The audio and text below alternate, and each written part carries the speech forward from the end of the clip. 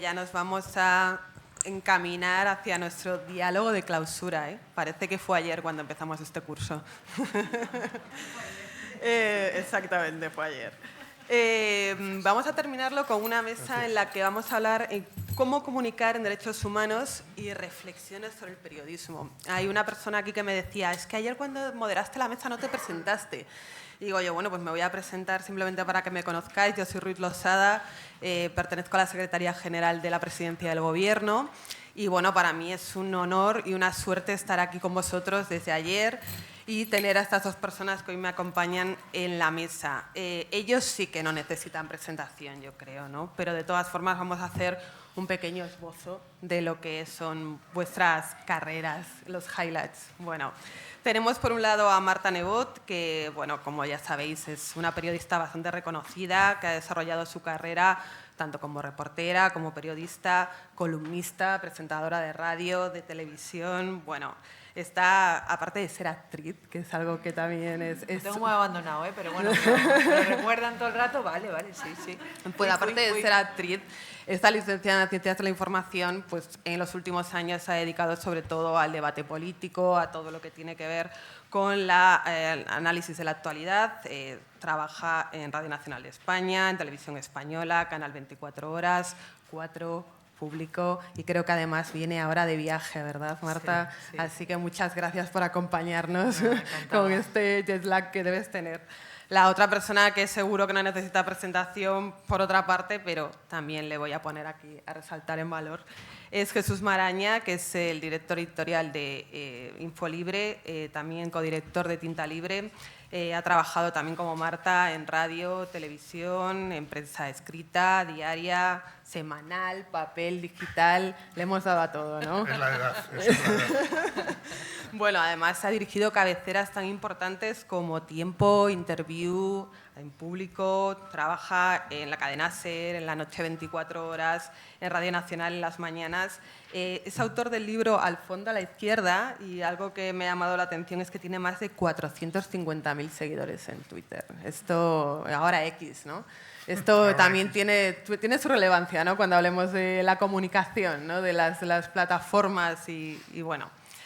Pues nada, bienvenida. Muchas gracias. Y nada, bueno, yo quería lo primero haceros un resumen en 3 titulares de lo que hemos hablado estos 2 días. Pero claro, vosotros llegáis aquí de esta gente, ¿de qué ha hablado, no? Pues bueno, por un lado hemos tenido la parte gubernamental, ¿no? Hemos presentado el Plan de Acción por la Democracia, que consta ni más ni menos que unos pocos ejes y unas 31 medidas que hemos presentado aquí, lo ha hecho el subsecretario, y yo creo que ha sido muy interesante para poner un poco el foco en lo que está haciendo el Gobierno. Pero bueno, no deja de ser un lenguaje técnico, ¿no? Es un lenguaje que cuesta trasladar a los ciudadanos. Por otro lado, hemos tenido a los gabinetes de comunicación de los ministerios que nos hablaban de la publicidad institucional, que nos hablaban de cómo llegar a una audiencia a la que a veces pueden llegar o no. Tenemos al tercer sector, que habéis hablado mucho sobre la necesidad de no victimizar lo que se está presentando, la información que se está presentando. Y por otro lado, hemos tenido a periodistas que nos han hablado de la necesidad de contar la verdad.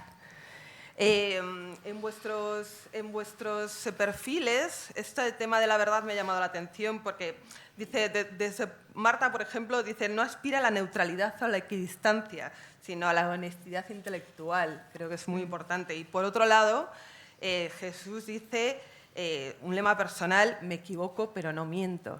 Entonces, estamos hablando de honestidad todo el rato, ¿no? Y estamos hablando de la información y, por otro lado, de la comunicación. ¿Cómo veis esto vosotros? ¿Cómo comunicamos? ¿Cómo podemos llegar a la audiencia de una forma que sea, de alguna forma, directa, emocional? ¿Cómo podéis hacerla llegar desde el periodismo, intentando sortear digamos, estos tecnicismos, por un lado, y por la necesidad de no victimizar, por otro? ¿Cómo lo veis? En derechos humanos, por supuesto, que es lo que tenemos aquí encima de la mesa. Bueno, yo primero dar las gracias, porque yo cuando era estudiante y ya cuando acabé me puse a trabajar desde primero de carrera, yo siempre quería venir a los cursos del Escorial y nunca podía. Yo vine alguna vez. ¿Tuviste alguna vez? Suertudo. Le contaba a Rafael cuando todavía se tomaban copas en las terrazas y tal. Sí. Después de efectivamente. la labor. Pues yo me lo perdí, oye, y ahora tengo el honor de estar aquí y encima al lado de mi admirado Jesús, o sea que de entrada, gracias. Lo segundo, claro, las preguntas, ¿cómo se puede comunicar sobre derechos humanos sin caer en tecnicismos y victimismos y demás, ¿no? Pues, claro, nos podemos poner muy obvios, ¿no?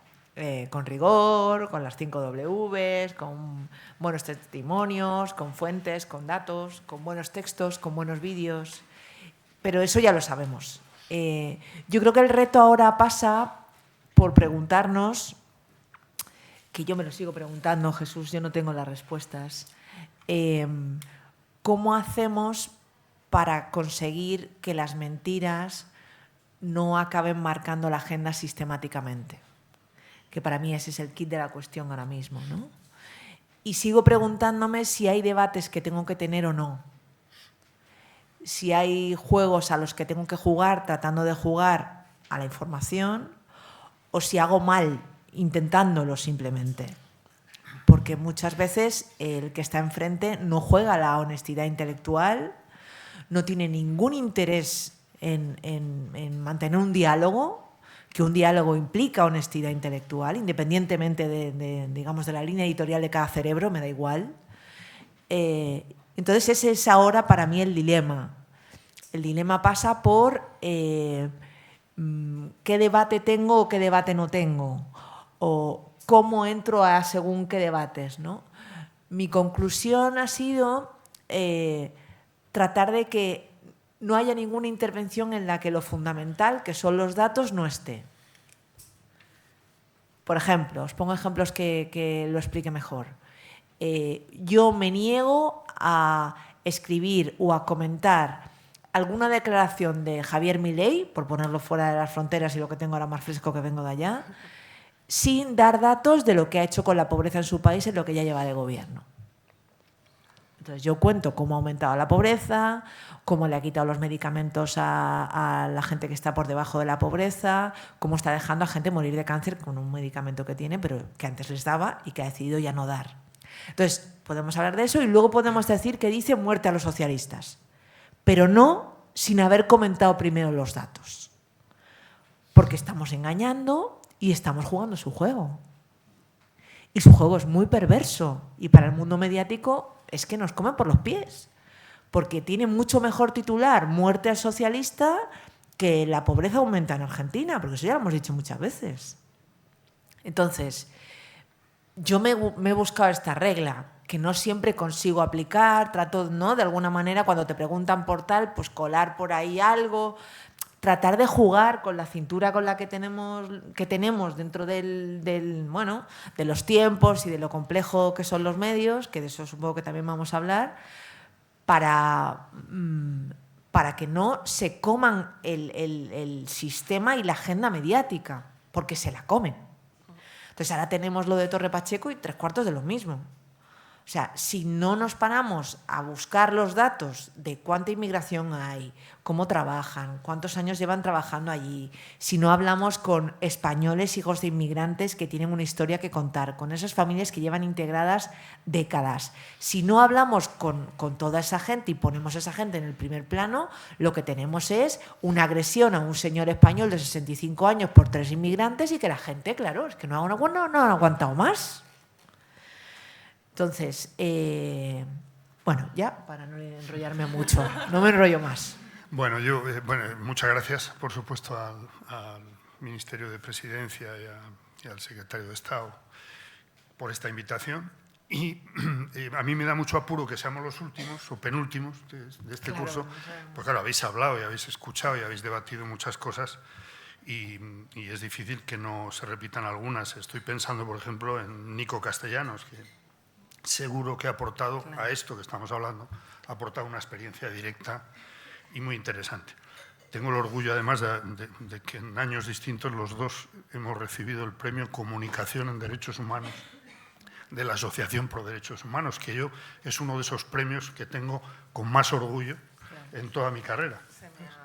No, te lo digo yo así presumiendo, porque viene a cuento en este escenario, y es que estoy muy orgulloso además de ello, ¿no? Y todo esto partiendo de la base de que no es que no sepamos, es que yo creo que nadie sabe cómo comunicar mejor en derechos humanos, ¿no? Porque si no ya lo estaríamos haciendo. Ahora, yo creo que por la experiencia que vamos acumulando, yo creo que sí que hay algunas cosas que a mí me parece por lo menos que debemos ahondar en ellas o incidir para probar por lo menos si esas recetas sirven o son más eficaces que las que hasta ahora venimos empleando. Y tomo directamente el enlace para no repetir cosas con las que estoy totalmente de acuerdo con Marta, y lo sabe, y además lo compartimos, porque partimos de una base, es que primero para comunicar en lo que sea, pero especialmente en derechos humanos, yo creo que hay que partir de la honestidad de unos principios. Y eso hay que transmitirlo a la ciudadanía, a los lectores, a los espectadores, porque ahí es donde además yo creo que podemos competir.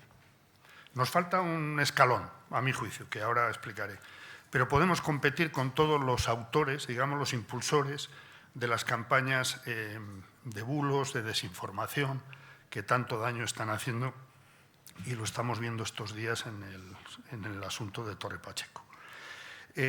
A mí me parece que para tratar cualquier asunto de derechos humanos, y supongo que lo habéis debatido también, porque cuando hablamos de derechos humanos la gente normalmente piensa solo en el derecho a la vida, en el derecho a moverse de un país a otro, el derecho a no ser torturado, en fin, en asuntos muy básicos. La gente no conoce todo el serial de la Declaración Universal de los Derechos Humanos, porque eso nos condiciona a quienes creemos que la medicina en esta situación en la que estamos es un periodismo decente, un periodismo creíble y un periodismo que toque las emociones también, porque es en lo que nos están arrasando, a mi juicio.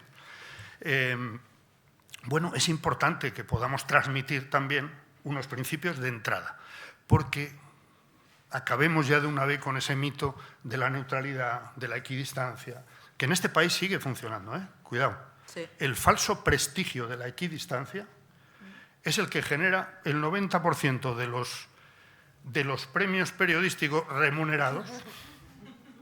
Es así. El que aparentemente es equidistante parece que es el periodista referente de algo. Nadie tiene un cuñado equidistante. Ninguno lo somos. Y mucho menos en cuestiones que afectan a los derechos humanos. Pero yo incluyo en los derechos humanos el derecho a un trabajo digno, el derecho a una información veraz. Bueno, todos los derechos que figuran en la Declaración están ahí. Y desgraciadamente están firmados por Naciones Unidas, aunque en Naciones Unidas haya ya casi una mayoría de países que ni siquiera son democracias. Y tenemos que tener esto en cuenta, si queremos partir de una pelea a fondo de lo que importa, ¿no? Voy al grano en esta primera cuestión. Yo creo que para competir con toda esta situación de la desinformación y los bulos y demás, hay que competir con testimonios en positivo. Es decir, en toda situación que afecte a derechos humanos, por ejemplo, y nos quedamos en lo más cercano, en Torre Pacheco, estamos viendo desde hace 3 días constantemente imágenes en todos los informativos de violencia, que es lo que buscan precisamente quienes están fomentando esa violencia. Es entrar en el bucle de yo siembro el caos y aparezco como la solución al caos, ¿no? Esto está muy estudiado. Yo echo de menos, sin embargo, que no veamos constantemente reportajes de ese 30% de inmigración en Torre Pacheco que está trabajando, que no están allí por turismo, que es que hay empresarios agrícolas que los contratan para estar ahí. Y algunos desde hace muchos años están ya asentados, conviven, tienen negocios, etc. Yo echo de menos no el testimonio solo, no digo que no haya que ponerlo para mostrar lo que hacen estos vándalos, pero no basta con el testimonio del dueño del que va al que le han destruido el negocio. Es que yo echo de menos historias personales de gente que está integrada, que viene de otro lugar, que ha sufrido lo que ha sufrido, pero que dice, aquí estoy yo para aportar a la economía, a la seguridad social, a la convivencia, a tantas cosas. ahí yo creo que seguimos compitiendo mal. Es decir, creo que hay que abundar en ese tipo de información, de historias, etcétera, ¿no? Y tiene que haber por parte del periodista no esta cosa de poner la alcachofa, que llamamos, es decir, fulanito dice y menganito dice. O sea, una víctima dice y Vito Quiles dice. No, hombre, no. No, un relato personal que implica a quien está allí, que lo está viendo y dice lo que yo he vivido y lo que está pasando es esto. Y se demostrará, probablemente no en una ni en 3 conexiones, pero se demostrará una credibilidad.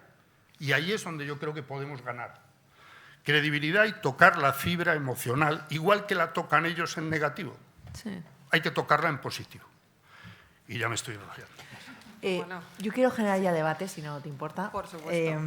Por sumar a lo que decías, Jesús, yo estos días que hemos estado pensando en todo esto una vez más, hacía un mea culpa. Lo venía hablando ahora con gente en televisión española.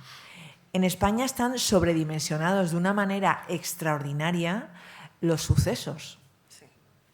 No tiene ningún sentido. O sea, estadísticamente, lo que ocurre en España, en uno de los países más seguros del mundo, con respecto a homicidios, por ejemplo, y la cobertura mediática que se hace de esos casos, no tiene sentido desde hace décadas ya. Y hubo un tiempo donde a lo mejor el caso pues era un periódico que alguien tenía y hacía dinero con eso. Pero es que ahora, incluso en la tele pública, ha habido un tiempo muy largo en el que se trataba de buscar la audiencia y la audiencia estaba ahí. Y yo lamento que la audiencia haya estado ahí y que esto que tú propones, que yo lo he propuesto muchas veces en programas en los que he trabajado, hay como...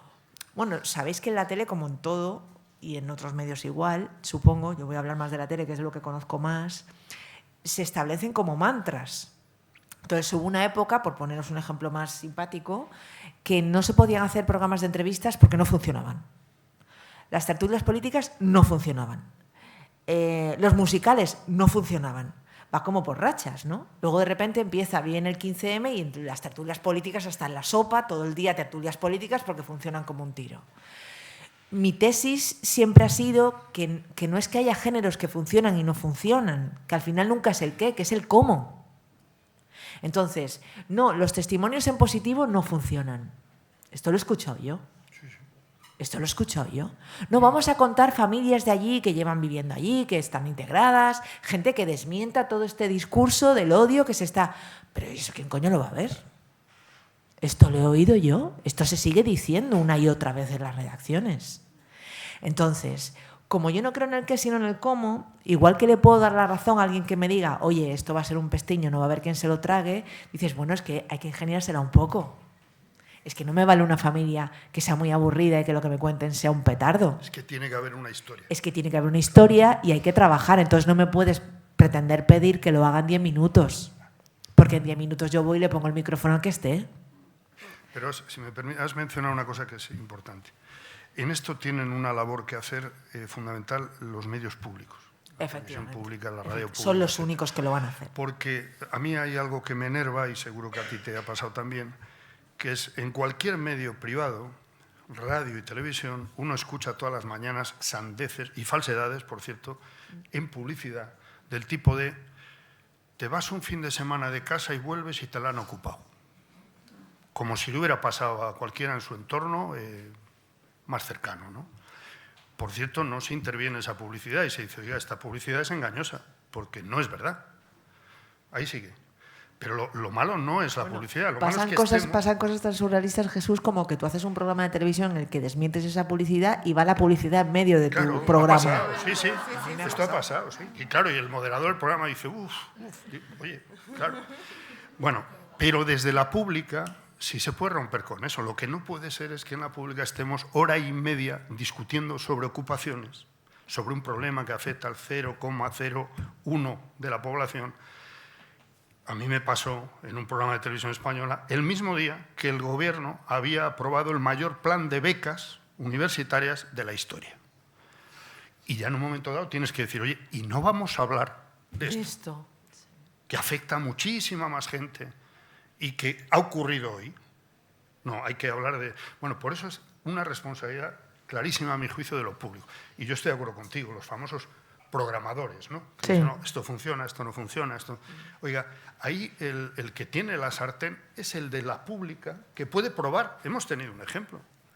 Y además yo creo que José Pablo López lo explicó perfectamente. Oye, hizo una apuesta por, iba a decir la familia y uno más, pero no era uno, era la familia SK, ¿no? La familia de la tele. Bueno, era trasladar el fenómeno bueno, pues del corazón y tal a un horario estrella. No ha funcionado y se ha retirado. Sí, sí. Y a otra cosa. Y hay que probar más cosas, porque ¿quién ha dicho que no funciona? Como tú bien dices, tiene que haber una historia. Tiene que haber una emoción trasladada, tiene que haber imágenes, tiene que haber fotos de dónde viene esa persona y a dónde ha llegado. Tiene que haber datos y de gente sabia que salga en pantalla y que diga, es que lo que está pasando es esto, que la economía española no crecería como está creciendo de ningún modo sin la inmigración. Sí, los 3 billones de cotizaciones. Pero no lo tengo que decir yo, ni tú. No. Lo tiene que decir alguien que traslade una credibilidad tremenda, de manera que todas las escuelas de economía aplicadas al neoliberalismo queden en segundo plano. No sé si me explico. Pero, claro. Sí. Bueno, decía una de las personas que han intervenido estos días, dice, supeditamos nuestra capacidad crítica a nuestras emociones. Y yo creo que esto se da principalmente aquí, y yo estoy bastante de acuerdo con lo que decís del papel del periodismo, y creo que hay una reivindicación de lo que es el periodismo, digamos, tradicional, por decirlo de alguna forma. Yo, por poner un ejemplo, el otro día en el telediario de 4, prometo que se dio, el del telediario fue La Dana, Torre Pacheco y fútbol, donde la noticia era que no había ninguna noticia de fútbol, ¿vale? Eso fue la escaleta de ese telediario. Y lo que más me llama la atención, y es donde quiero dejar también por aquí el tema, es que muchísimas de las imágenes, en vez de buscar ese relato que estáis hablando vosotros, esas imágenes, ese testimonio, eran reproducciones de vídeos de YouTube o vídeos de TikTok o vídeos de Twitter, con lo cual estamos dando al ciudadano que vive un poco inmerso por esas emociones la responsabilidad, digamos, de comunicar. Está comunicando el ciudadano y estamos haciendo eco de eso que está comunicando de forma emocional el ciudadano. ¿Vosotros cómo veis esto con las plataformas, las redes sociales? Dale, si quieres. Bueno, yo es que la primera explicación es mucho más cutre que todo esto. Es que eso es lo más barato. Claro. Para las televisiones y para los grandes medios. Me lo imaginaba, pero quería que lo dijeses en voz alta. Pero, es más, son los sucesos, como estábamos diciendo, que además ahora ya no es imprescindible enviar no sé cuántas cámaras a donde se ha producido un suceso. Ya te lo envían los ciudadanos que están en las redes. Gratis. Eso sí, se comprueba lo justito y entonces pasa como ha pasado estos 2 días, que constantemente se está viendo en bucle las imágenes de la supuesta agresión al ciudadano de Torre Pacheco y resulta que es una agresión en México hace 3 años. Y lo ha emitido algún medio, no solo en YouTube, ¿no? El coste. Y, por cierto, en el coste también incluyo las tertulias. Porque hay que decirlo, porque la gente se cree que nos enriquecemos allí. La tertulia es uno de los géneros más baratos para las televisiones, porque son gente hablando, a los que pagas lo justito, y tiras 3 horas. Y si la cosa está muy caliente, haces un especial de 5 horas. Sí. Y ya no hacen reportajes. Ahora ponen un reportero allí con la cachofa.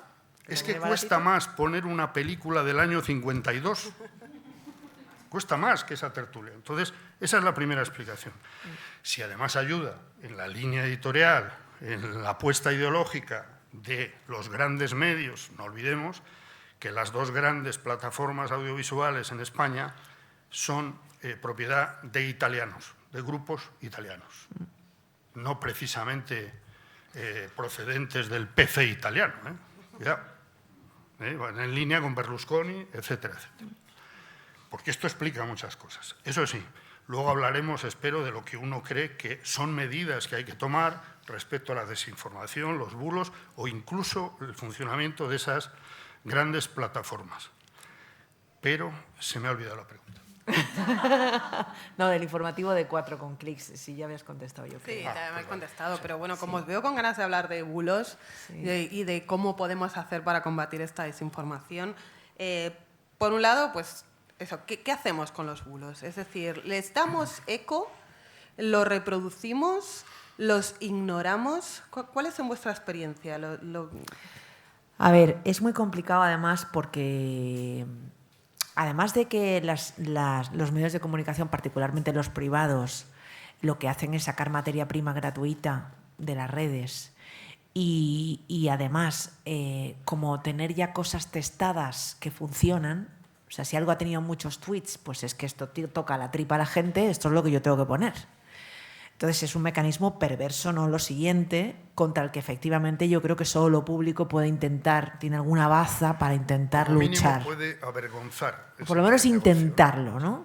Entonces, yo creo que no podemos no darlo por una razón, porque toda la juventud vive en un mundo paralelo, en redes sociales, fuera de los mecanismos habituales de comunicación y de información y de medios. Si ni siquiera hacemos el intento de desmentirles las cosas que ven, entonces ya sí que me parecería, no sé, como abandonar, como tirar la toalla. Entonces no podemos tirar la toalla, hay que desmentir. Ahora, ¿cómo es desmentir? Desmentir no es poner el vídeo de 1 minuto para ver si me sube la audiencia a 2 puntos y luego digo, ¡ay, qué feo! No, eso no es desmentir, eso es jugar al juego. Desmentir es destrozarlo. Destrozarlo es pues trabajo, investigar de dónde ha salido, de dónde no ha salido, poner rótulos que ya sé que son horribles y que todo el mundo juega al multirrótulo, pero es la única manera de jugar también. Yo en eso estoy muy de acuerdo con Jesús, a que no podemos ponernos tan puristas que digamos no hay determinadas cosas que nosotros no hacemos. Pues si resulta que lo que funciona particularmente para la gente joven y demás, el mundo del rótulo, la cosa llamativa y los colorinchis, pues chiqui, hay que poner colorinchis. Pero colorinchis, como dice Jesús, con cosas que les estés llamando la atención en otro sentido. O sea, me parece que hay que usar el lenguaje, que es muy estúpido por nuestra parte, pretender que hay determinadas cosas que no vamos a hacer porque funcionan. No, perdona, si funcionan habrá que hacerlas, porque efectivamente vuelvo a mi tesis, ¿no? No es el qué, es el cómo. No es el qué, es el cómo y es el para qué. Entonces, yo sí creo que hay que dar las cosas, pero que hay que dedicarle el tiempo y el trabajo necesario para de verdad desmentirlo. Mirad, hoy me ha pasado una cosa, perdonad que igual, es verdad que lo de los derechos humanos es mucho más amplio, pero me voy a quedar más en España porque es lo que trabajo más. Torre Pacheco. Esta mañana daban en Mañaneros, que es donde he estado esta mañana, una entrevista que han conseguido en exclusiva, que me ha parecido maravillosa, a la madre del chaval español, hijo de vasca y marroquí, que ha sido agredido de una manera brutal, que de hecho me recordaban las imágenes a lo de Samuel Luis, al chaval que mataron en Galicia, y que de hecho la policía le ha dicho a la madre, estaban rompiendo botellas de cristal, el niño se ha salvado porque hemos llegado a tiempo. 16 años. El niño estaba en la manifestación para protestar por la agresión de los presuntos marroquíes, que creo que son marroquíes, pero bueno, entenderme lo que quiero decir, al señor de 65 años. Un chaval que va a defender lo que esta gente en teoría defiende, acaba siendo el agredido en la historia. Era redondo, porque era, perdonadme, un poquito amarillo, un poquito llamativo, tenía una historia de cuidado, la madre lo contaba muy bien y ha sido el trabajo de un periodista que ha estado allí, lo ha investigado, lo ha buscado y lo ha conseguido. Esas son las historias que necesitamos. Quiero decir, las que de verdad llaman la atención, porque lamentablemente vivimos en un mundo en el que estamos todo el rato compitiendo por la atención, con los lenguajes de la atención, que son los que son, pero con material de calidad del bueno, pro derechos humanos. Porque yo creo que además es que esto cala. Yo de hecho pensaba, y lo he dicho yo en la tele, los votantes de Vox, que en este pueblo son creo el 20 y tantos %, ¿están a favor de esto? ¿Se han enterado de esto? ¿Se van a enterar de esto? ¿Se lo vamos a contar lo suficiente como para que sepan qué es lo que está diciendo Santiago Abascal que tiene que seguir ocurriendo? Porque ha dicho que esta crispación es, que si es necesaria, pues que tiene que haberla, ¿no? ponemos el foco donde hay que ponerlo y le damos, digamos, al altavoz todo lo que podamos cuando encontramos una historia que desdice lo que esta gente dice y que realmente les desmiente, pues igual no es lo suficiente, y ahí es donde yo creo que hay que usar lo que hacen, pero para el bien. Ya me he enrollado demasiado. No coincido mucho. La pregunta siempre es cómo desmentimos los bulos, ¿no? Ignorándolos o entrando en... Y primero, no hay receta válida demostrada, ¿no? Y se ha intentado de distintas formas en distintos países. Yo creo que lo que está más asentado y más probado es que hay que empezar en el mismo titular de la historia desmintiendo el bulo. Es decir, diciendo tal es falso. 2 puntos. Y se da un dato cierto. Esto es la primera regla, ¿no? Siempre que el bulo tenga cierta entidad y haya tenido cierta audiencia. Porque si no, no hay que entrar. Porque si es algo que llega a su propia burbuja, pues es que, oye, no tienen por qué marcar la agenda ni tenemos por qué permitirlo, ¿no? Pero si adquiere cierta entidad, y esto que está pasando estos días, pues la tiene, como tienen otras cosas que ocurren, y si no se las inventan, pues hay que entrar desmintiendo, dando el dato y luego entrando en esto que hablábamos de la historia emocional, los datos, lo positivo, lo esperanzador, etc. Y luego yo creo que hay una herramienta que se utiliza poco, que es el sentido del humor. También, sí. Yo recuerdo perfectamente, y os lo recordaréis quienes estáis aquí, sobre todo los primeros 10 años del intermedio, la sexta. Perdona, ahí te voy a interrumpir. Antes estuvo Noche H. Sí, perdona. correcto. Perdona. No, estuvo Noche H, estuvo Caiga quien caiga. Efectivamente. Etcétera. Había escuela anterior. Exactamente. Bueno, pues esa vía, no sé si estás de acuerdo, yo creo que se ha ido debilitando. Completamente de acuerdo. Porque ha ido entrando en competencia directa y con mucho más eco, pues lo que es la barbarie, es decir, el vandalismo, ¿no? No, pero es más triste, Jesús, se pasó de moda. Bueno, ¿sabes? Alguien dijo, alguno de esos programadores dijo, esto ya no sí. funciona. Y luego vinieron. Pero fíjate, bueno, Vito Quiles, yo voy a contar una experiencia muy breve con Vito Quiles, que en esto yo me identifico mucho con Rufián. O sea, a mí Vito Quiles unas cuantas veces me ha abordado, en actos, en la salida de algo y tal. Y yo siempre he practicado la técnica de, pues la última fue Congreso de Comisiones Obreras. Y a la salida salíamos Palop y yo a coger un taxi y el Vito Quiles me pone la alcachofa y pregunta ¿qué te parece el Congreso de Comisiones Obreras? Y yo le miré, sonriendo siempre, es fundamental. Sí, fundamental. ¿Has escuchado a Unai Sordo? ¿Tú has escuchado el discurso de Unai Sordo? Porque deberías escucharlo, porque de verdad que te interesa, aprenderías mucho. Yo seguía andando. Y ya antes de entrar en el coche me dice, ¿y de las corrupciones del PSOE? Y digo, pero no me estás entendiendo. De verdad, lee el discurso de Unai Sordo. Estúdiatelo, porque vas a aprender mucho. Y me metí en el taxi.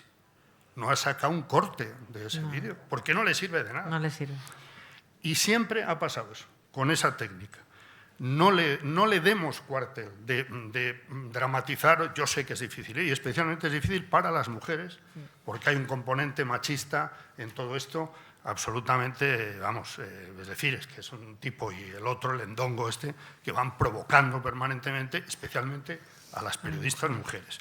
Pero hay que practicar más el sentido del humor. Y yo echo de menos que haya cortes en programas, como hacía y hace todavía el intermedio, pero con menos eco que antes, que a todas estas cosas que ellos manipulan se les responda desde el ridículo. Es decir, pongamos en ridículo siempre estas estupideces y estos hipérboles permanentes que hacen, ¿no? Yo creo que esa técnica deberíamos desarrollarla más. Y, por supuesto, estamos obligados a desmontar el bulo, contar los datos ciertos e intentar hacerlo tocando la fibra emocional. Marta, ¿alguna cosa que querías añadir? Sí, quería añadir una pequeña cosa que no quiero que se me escape y creo que aquí entra. Además de todo esto, puestos a pedir, ¿no? Yo pido además que seamos escrupulosos con la parte de verdad con la que salpimientan sus mentiras. Correcto, sí. O sea, ejemplo, el alcalde del pueblo este ha dicho ayer, que es que faltaban policías, que llevaban mucho tiempo denunciando que había un aumento de la criminalidad en el pueblo y que faltaban policías. Bueno, pues yo creo que eso no hay que obviarlo. Yo creo que eso hay que investigarlo. Y que si es verdad, hay que denunciarlo. Y también, si el ascensor social, como presumo, como en otros sitios donde este tipo de cosas acaban germinando, está un poquito escacharrado. Y si la vivienda está mejor o peor. O sea, yo creo que la parte de verdad que tengan estas cosas no podemos obviarla. Sí, estoy de acuerdo completamente. Porque ese es el abono para toda la mentira. Entonces, si desde el otro lado, digamos, se reconocen las fallas del sistema, se reconoce lo que falta, se reconoce lo que todavía no está acabado de hacer, ayudamos a no convertirlo esto en bandos, a que no seamos las élites de no sé qué que no entendemos y que no sabemos cómo son las cosas. A mí hace unos años me hizo reflexionar sobre esto una amiga, se convirtió en una amiga, que era una auxiliar de producción y que era muy de barrio. Y me dijo una vez, nos oía los debates, y me dijo una vez, ¿tú sabes por qué la gente vota a Vox? ¿Tú quieres saber por qué la gente vota a Vox? Digo, sí, la verdad, porque me interesa. Y mira, en mi barrio solo hay una plaza bonita. Solo hay una. Y resulta que hay diré el término, pero lo negaremos, ¿vale? Un P moro que va allí todas las tardes a lavarse sus partes. Ese tío consigue que vote más gente a Vox que ninguno de los discursos de Abascal. Hay un problema de integración social en esa plaza, en ese barrio. Y mientras no nos ocupamos de esas cosas, pues también alimentamos que luego esta gentuza diga que esta gente es peligrosísima y que vienen a arruinar el país y que están matando y violando niñas. Todo junto suma. Y hacer el avestruz no me parece el sistema, ¿no? Convertirlo en todo lo que dicen es mentira. Bueno, pues a veces lo salpimientan con algo que tenga algo de verdad, que es a lo que luego la gente se engancha para creer o no, ¿no? Y eso es fundamental. Totalmente de acuerdo. Y en eso contribuiría mucho, yo creo, si después de los incidentes que se convierten en sucesos y llenan las pantallas, se hiciera un mayor seguimiento informativo. Efectivamente. Es decir, que nos quedáramos en Torre Pacheco después. Sí, señor. Y comprobáramos cómo transcurre la vida, cómo funciona la inmigración, qué trabajos tienen, si hay, como dices tú, esas cifras de delincuencia sí o no, claro, cuántos policías ha habido o no. Esto ayudaría ¿sí? muchísimo. Y para eso, claro, obviamente, hacen falta medios que no se dediquen al negocio inmediato, a la especulación, en todos los sentidos, ¿no? Y para esto hacen falta otras cosas que supongo que surgirán ahora. Bueno, muchos apuntes que tomar aquí, la necesidad del humor, me ha gustado mucho, decía Marta, usar para el bien, ¿no? Es una cosa del mal para el bien, muy, muy bonita, pero ¿qué pasa cuando estamos hablando de sociedades, medios dicotomizados? O sea, cuando lo tenéis en vuestras propias televisiones, en vuestros programas, vosotros tenéis una gran experiencia trabajando en esas famosas tertulias donde tenemos dos lados completamente enfrentados, ¿no? Donde ya existe una polarización, viene dada de suyo. ¿Cuál es vuestra experiencia? ¿Creéis que esto fomenta más la polarización, el hecho de que la gente vea siempre estos dos bandos enfrentados? ¿Cómo veis esto? Bueno, claro, yo llevo viviendo eso, no sé, 25 años, por ahí, ¿no? Desde que empezó el fenómeno de las tertulias políticas y tal. Vuelvo al origen, a lo más cutre, ¿no? Las tertulias políticas, después de algunas experiencias en radio y tal, los programas de Luis del Olmo, que eran casi cara a caras, ¿no? Bueno. Luego ya en televisión, yo creo que lo que se hizo en un momento dado es trasladar el fenómeno del corazón a la política. Trasladaron el formato, el modelo. Y para eso necesitamos gente que discuta entre ellos. Y si se gritan, mejor. Porque, como dices tú, los programadores llegaron a la conclusión de que eso generaba audiencia. Y la generó durante mucho tiempo. Eso ha contribuido a que en la mayoría de los programas llegues, y como sabe Marta y sabemos todos, te colocan incluso escénicamente enfrente. Es decir, aquí está la izquierda, aquí está la derecha.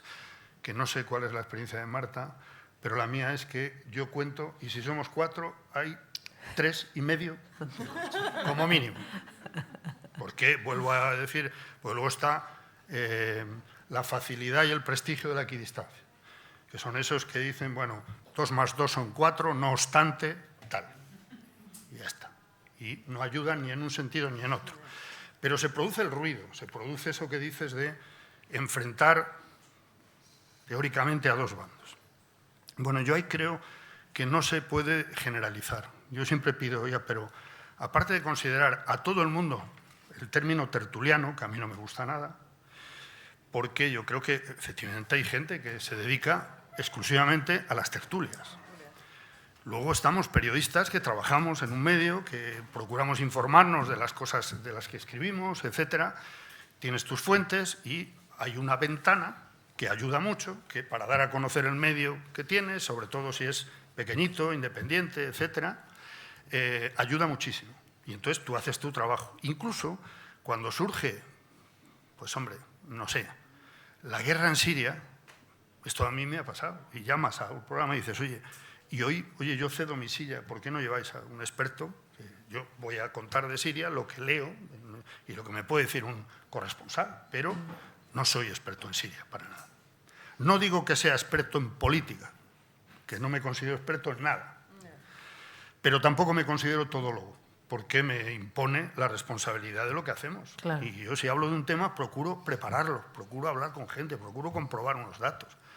Y yo creo que si uno está atento, se nota perfectamente cuando en la tertulia hay alguien que no ha preparado nada, que suelta un argumentario como un papagayo y lo tienes enfrente y entonces, bueno, pues yo creo que hay que empezar, o sería de agradecer que se distinguieran unas cosas de otras. Y no hablo solo por mí, ¿eh? Hay mucha gente que actúa de otra manera.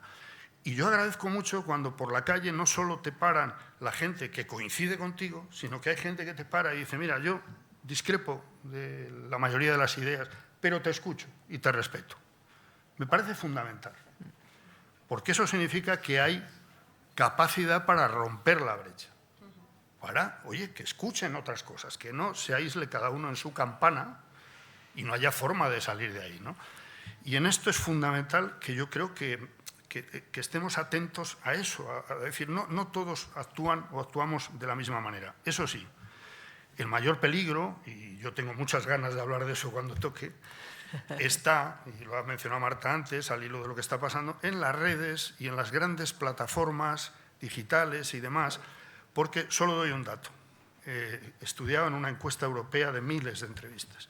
Más del 70% de la gente rebota una supuesta noticia sin pasar del titular, sin leer el titular. Y ya la repica a todo su entorno, como mínimo, aparte del seguimiento que tengan las redes, etc. Esto es lo que nos debe preocupar más, porque, a ver, gente que sale en televisión y que a una parte de la audiencia le parece un idiota y a la otra parte dice, bueno, pues bien, como mucho, tampoco digo que ya no, yo a las 9 de la noche tengo que estar porque va a salir no sé quién, ¿no? Eso pasa con Alcaraz, supongo, pero con los analistas de política no lo creo. Pocos son los que no ven, ¿no? Sí. Marta. A ver, yo lo de los 2 bandos, fíjate, supongo que las tertulias, yo no llevo tanto tiempo como Jesús, pero yo supongo que como todo ha ido a peor, ¿no? Supongo. Y tiendo a pensar, o por lo menos eso es lo que hago yo con mi recuerdo, que claro, la clave era la clave, ¿no? Y después de eso, entre eso y esto, ha habido cosas en medio y daba tiempo a argumentar y eran otros tiempos, eran otras dinámicas, no tenían nada que ver. No me gusta hablar de los géneros como tal, porque vuelvo, lo voy a decir muchas veces hoy, no es el qué sino el cómo, no es el qué sino el cómo. Entonces, de las de ahora, que es de las que puedo hablar más, lo de los 2 bandos lo entiendo porque ideológicamente para poder comentar muchos temas mucho rato para una audiencia política y demás, no deberían ser 2, deberían ser más, porque en este país se votan más cosas, ¿eh? Y pocas veces en Madrid están las otras cosas que no sean los partidos mayoritarios y los de por ahí, por si acaso, ¿no? Pero poco. La cuestión es que muchas veces se elige a los contertulios como fichas del parchís, lo he llamado yo entre mis amigos de risa. Está la ficha roja, está la ficha morada, y está la ficha azul, y ahora ya en según qué sitios les da vergüenza poner la ficha verde, pero hay muchos sitios donde ponen la ficha verde. Y eso es absurdo si de verdad quieres que la gente tenga sentido crítico. De todas formas, Marta, permíteme que diga que la ventaja que tienen, por decirlo así, el otro bando, es que los de la ficha azul y la verde van en... Oye, a eso iba. Las otras fichas... A eso iba. Es que a eso iba. ¿Es así? A eso iba. Decía Jesús, ¿se nota mucho cuando alguien está documentado? Sí. Y se nota mucho cuando alguien no tiene criterio, tiene argumentario. Entonces, del otro lado, yo me encuentro mayormente gente que viene con argumentario. O sea, y tiene que ver, hay excepciones, pero me lo encuentro mucho más que en este lado. Infinitamente más que en este lado. Y el ejercicio de honestidad intelectual que intentamos hacer desde acá, desde allá, muy poco. Porque no entienden la tertulia política como un lugar de reflexión, de intercambio de ideas, de autocrítica. No, no. Es puro panfleto y es un poco jugar a lo mismo de las redes, a la polarización total y a cada uno defiende la suya y chimpún y se acabó.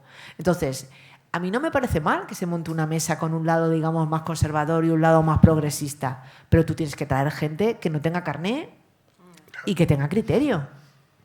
Y eso es lo que no ocurre, ocurre menos, ¿no? Defiendo unos principios ideológicos, editoriales, que además sean transparentes, que pues sí, yo defiendo todo esto. Y dicho esto, tengo mi opinión sobre cada tema, que es distinto a estar alineado con unas siglas determinadas y los intereses en cada momento de esas siglas. Son sí, decía ayer un compañero que estuvo aquí hablando de la mesa de desinformación que había muerto de alguna forma ese posicionamiento editorial de los medios de comunicación clásicos, ¿no? Que ya no había ese posicionamiento del que antes, pues, cuando leías al País, pues era un poco más progresista, leías El Mundo, era un poco más conservador, ahora como que está todo un poco más difuminado. Yo ahí discrepo, ¿eh? O sea, vamos, yo es que vengo y me ha dado tiempo nada saliendo del periódico, yendo a una comida y tal, he ojeado los periódicos, que yo tengo la insana costumbre ya de ojear también el papel, porque me parece un ejercicio que está muy bien para situarse en qué estamos, en qué está la... Y tú coges los periódicos en papel y ves las portadas cada día. Yo hago el ejercicio por la noche anterior en la pantalla, pero en el papel te impacta más todavía. Entonces, yo siempre pongo ese ejemplo, es decir, tú en Francia... Un lector sabe que Le Figaro es conservador, que Libération es de izquierdas, no tanto como era, pero tiene una línea progresista, que Le Monde está mucho más centrado que cuando era una cooperativa, pero tiene su ideología, sí, lo sabe todo el mundo. Pero venía un poco a hablar del tema de las redes sociales, como las redes sociales habían roto Sí, eso. sí, pero no voy a terminar esto sin darte un... Vale. Porque, lo digo por aclararlo. Digo para que, no hagamos el ejercicio, mal al compañero. que hagamos el ejercicio. Nadie, que yo sepa, en Francia pone en duda un dato que vaya en la portada de cualquiera de esos periódicos. Nadie imagina que Le Figaro falsifique un dato en la portada. Lo digo en serio, tú coges aquí los periódicos y cada día te encuentras una falsedad a 5 columnas. Hoy me ha pasado, con el tema de la financiación autonómica. A toda pastilla. Entonces, no jugamos con las mismas cartas. Es decir, no es verdad que esté difuminada la posición editorial, sino que hay posiciones editoriales que además han invadido completamente el oficio de la información. Dice, oiga, usted opine lo que quiera en el editorial, pero no puede decir que se ha aprobado una financiación para Cataluña, regalada, no me acuerdo los términos, pero era absolutamente editorializante el asunto y totalmente opinión. Entre otras cosas porque no están los datos para sostener eso, no los tenemos. Bueno, pues no se difuminan las posiciones, se van asentando posiciones, insisto, que falsifican la realidad, que es más grave. Bueno, nos vamos... Y perdona, No, pero, yo quería aclararlo solo para que quedase claro por el compañero. Lo que vamos a dar es ahora la voz a la gente que está aquí, que estoy segura de que tiene muchas preguntas y tenemos... relativamente poco tiempo, pero vamos a dar paso a las preguntas, por favor. Pero le tienes que dejar unos minutos para las recetas, bueno, que trae recetas, salen, ¿eh? Si las recetas van al final. El recetario. Tengo muchas ganas de eso. Bueno, buenas tardes. Aprovechando que tenemos maestros de la comunicación, y maestra. Uy, por favor. voy a aprovecharme y voy a cambiar un poco de tercio, que tiene que ver con los derechos y los derechos humanos. Me refiero a la Agenda 2030. A lo mejor os llama la atención que saque el tema, pero ayer se habló de ello. Para mí queda muy feo decir que se está en contra de los derechos humanos de 1946-48, pero hay, obviamente, campañas enormes contra la Agenda 2030. Y lo vemos, yo lo veo en mi barrio, el vecino de la calle que no sabe, le pregunta si qué es la Agenda 2030. Entonces, ¿cómo se ha generado esas campañas tan feroces contra esta situación? Porque de alguna manera, para mí, hoy en día, si hablamos de derechos humanos a nivel universal, internacional, global, creo que pone mucho, o sea, el apellido hoy en día es esa agenda. Y entonces, lo que yo pregunto es, ¿por qué, a quién va, a quién gana esa comunicación en torno, en contra de la agenda? Y si podemos hacer algo para revertir y hacer que la mayoría de la ciudadanía entienda lo que estamos hablando. Gracias. Gracias. Uf, qué difícil. Mira, yo tengo la tesis, hay un libro, que ahora no me voy a acordar del autor, pero lo busco, que habla del malismo. Es que vivimos la época del malismo. Ese. La época del buenismo, que fue la nuestra, ¿no? Donde los ideales y la gracia era en pretender el bien de la humanidad, pues parece que está un poco de modé. Y que no ahora... hablemos en pasado. No hablemos... Vale. Bueno, he dicho parece. Digamos que hay mucha más gente defendiendo el malismo de la que había en otras épocas, porque había como una vergüenza torera a la hora de defender eso, ¿no? Y la vergüenza torera esta parece que se está perdiendo más. La Agenda 2030 sobre todo la atacan por los temas medioambientales, porque hay agricultores cabreados con cosas de política. Ahí es a donde yo voy con las partes de verdad, ¿no? Con el poquito de pimienta de verdad que le ponen a sus mentiras. Hay gente en el mundo de la agricultura y de la ganadería cabreada con determinadas políticas europeas, y de ahí ya al sálvese quien pueda, y a esto es un horror y da igual todo, y entonces es que nos quitan el pan para dárselo a los negros. O sea, las locuras en las que se entran con estas cosas. Yo creo que la Agenda 2030, primero, está, digamos, tocada de muerte por estas nuevas tendencias sociales, y luego creo que también está tocada en parte por falta de cumplimiento. Así lo digo. O sea, a veces parecen promesas que son solo promesas, y eso hace que sea más fácil atacarlas y darlas por mentira, por falsedades, o sea, todo lo que no se ha cumplido de la Agenda 2030 alimenta también a la gente que ataca la Agenda 2030. Bueno, no sirve para nada, porque es todo mentira, porque... Entonces, este es el bucle en el que yo creo que entran todas las cosas, y la Agenda 2030 es una más de todo esto, ¿no? Bueno, yo añadiría un elemento, que es los enormes intereses económicos y empresariales para frenar la Agenda 2030. Y esto se ha notado mucho, pues por ejemplo, a raíz del gran apagón. Es que el mismo día, por cierto, del gran apagón, a las 12 de la mañana, estaba convocada una rueda de prensa en la puerta de la central nuclear de Almaraz por parte del portavoz económico del PP. Oye, y desde allí habló cuando pudo y se emitió cuando se pudo para defender la energía nuclear y defender que la Agenda 2030 había que tomársela con mucha más distancia. O sea, no lo decía Vox, lo decía el principal partido alternativo de gobierno. Y como apuntaba Marta, supongo que te refieres a eso, la Comisión Europea ha puesto bastante freno ya a la Agenda 2030, a los plazos y al cumplimiento de la misma. Y hay materias que, oye, la historia dice que efectivamente cuando afecta a un sector de la población, en este caso a parte del sector agrícola, etcétera, una revolución, por decirlo así, que cambia completamente los paradigmas de lo que es el sistema de vida de un sector, es complicado gestionarlo, es muy complicado. Por aquí pasamos con los altos hornos y con la revolución industrial, digámoslo así, de los años 80. Es decir, hay temas que la minería, que son muy difíciles de gestionar, pero que hay que gestionarlos, vuelvo a lo mismo, con soluciones. Es decir, a esos sectores yo creo que no se puede llegar discutiendo problemas, sino diciendo, mire usted, Exacto. esto va por aquí y le vamos a ayudar y usted tiene futuro y vamos a ayudarle por esta vía. Yo creo que ese es el enfoque. Ahora, yo entiendo la resistencia y las, no sé cómo decir, los debates estos los que hablamos son una broma al lado de los que debe tener Teresa Rivera ahora mismo en Bruselas con mucha gente y con muchos lobbies.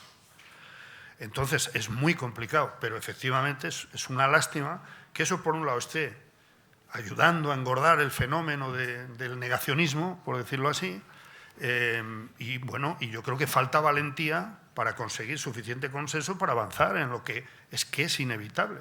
Y el cambio climático, que es lo que condiciona todo esto, pues es que tenemos que encontrar fórmulas para que no parezca que pronosticamos el apocalipsis, sino que decimos, oiga, pronosticamos un buen futuro, que es este.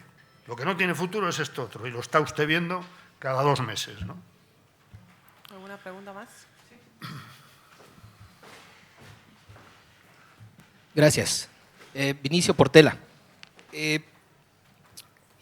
Escuchándolos, digo, no somos periodistas, bueno, en mi caso, en mi gremio en México no nos especializamos, digamos, en ese tema, o sea, de decir, bueno, somos periodistas de derechos humanos, pero tal parece que la tendencia tendría que ser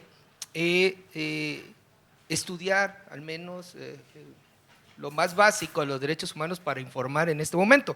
Y lo digo porque apenas fui a comer hoy y precisamente sobre una tertulia, mientras me lavaba los dientes, estaba escuchando a estas tertulias diciendo que qué estaba pasando con un estacionamiento, aparcamiento creo que le dicen aquí, donde tienen una figura de una mujer donde es exclusivo ese aparcamiento solamente para mujeres, pero es rosa. Y entonces decían, ¿cómo es posible de que haya una discriminación a los hombres y no haya aparcamientos para hombres y solamente para mujeres? Y decía otra persona, sí, pero es color rosa. Y entonces los grupos feministas van a decir que ¿por qué otra vez el color rosa? Y después decía otro, bueno, pero no se va a castigar a alguien que se estacione en un lugar que es solo para mujeres y que no es mujer. Y otro decía y remata, dice, pero ahora, ¿quién es mujer?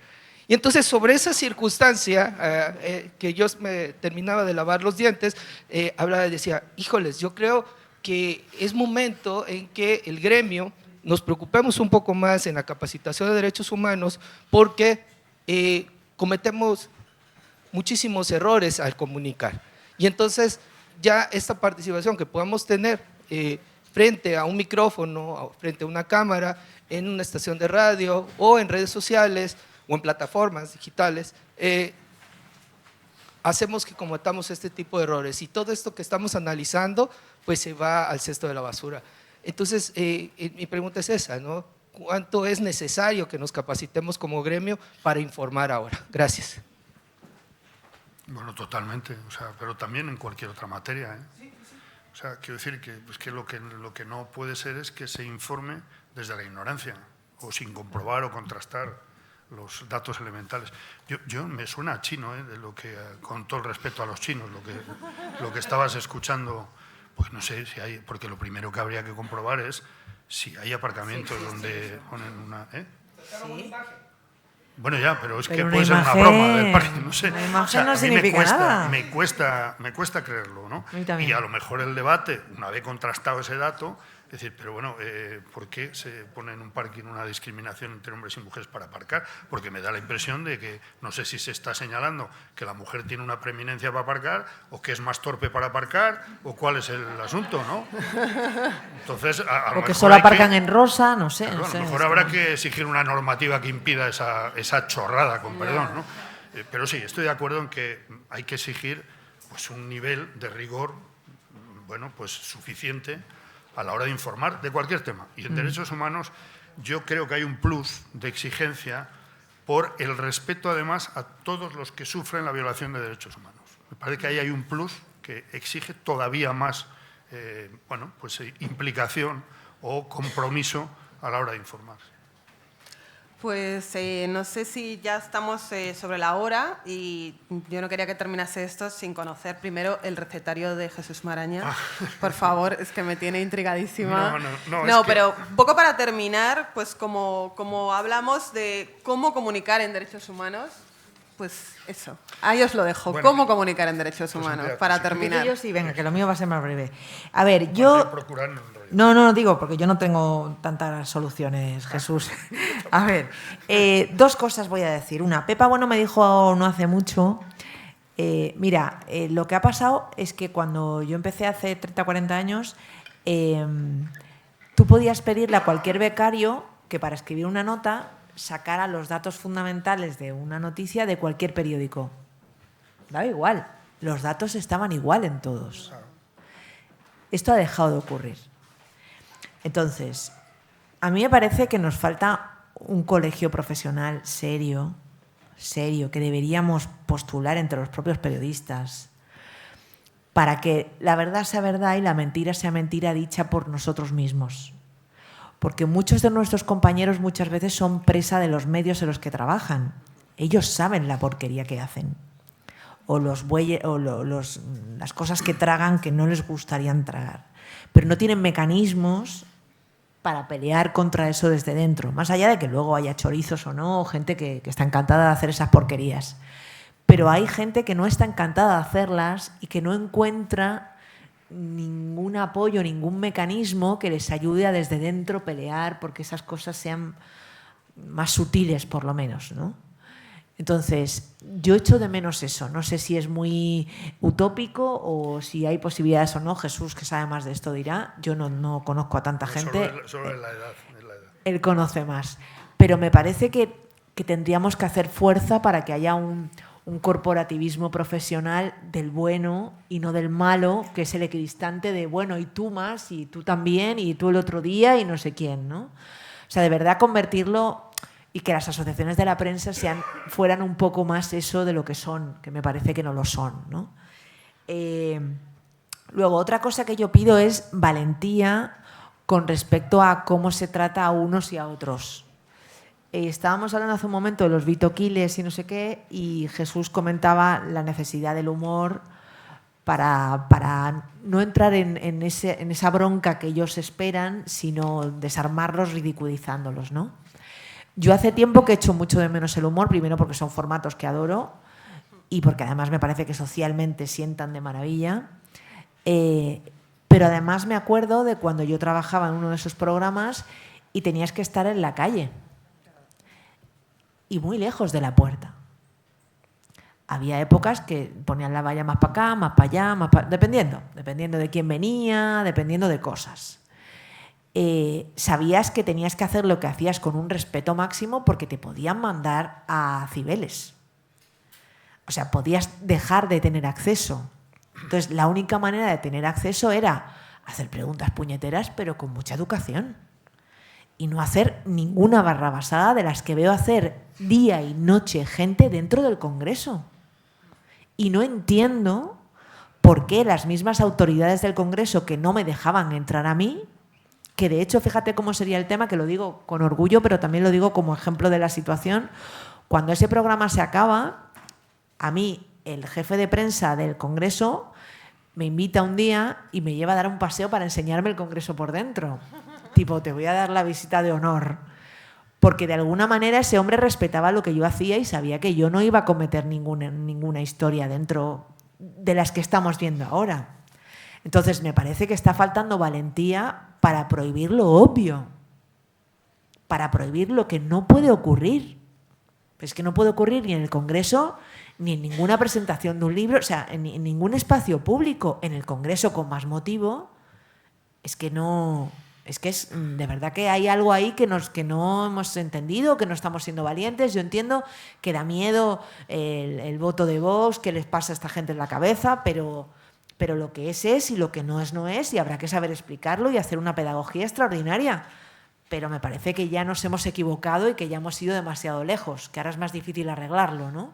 Pero hay que arreglarlo. Y luego, por último... sobre más formatos, preguntabas. ¿Qué formatos? Joder, si yo te saco la carpeta de formatos me quedo sola. Formatos hay todos y muchos.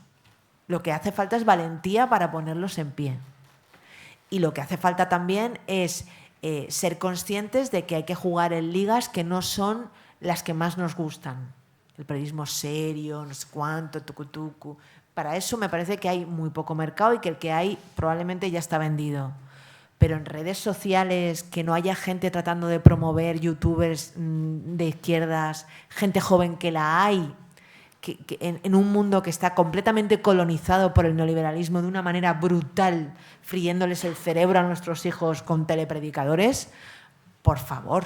O sea, necesitamos ahí que alguien ponga el ojo, que se pongan ahí los angels estos que buscan dineritos, en fin, que pongamos ahí el foco importante porque nos va mucho en eso. Y me parece que es un sitio donde yo creo que hay que buscar soluciones empresariales y legislativas para controlar lo que ocurre en los medios digitales, pero también donde haya gente usando las armas del mal para el bien y ya.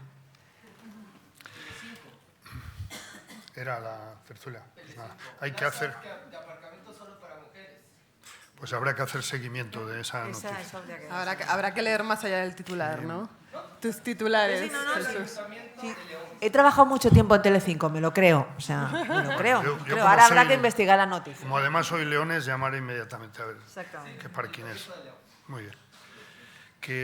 A ver, yo comparto lo que dices de la necesidad, digamos, de autorregulación, es decir, de algún órgano que sirva para establecer un mínimo código deontológico, que todo el mundo se sienta concernido y tal.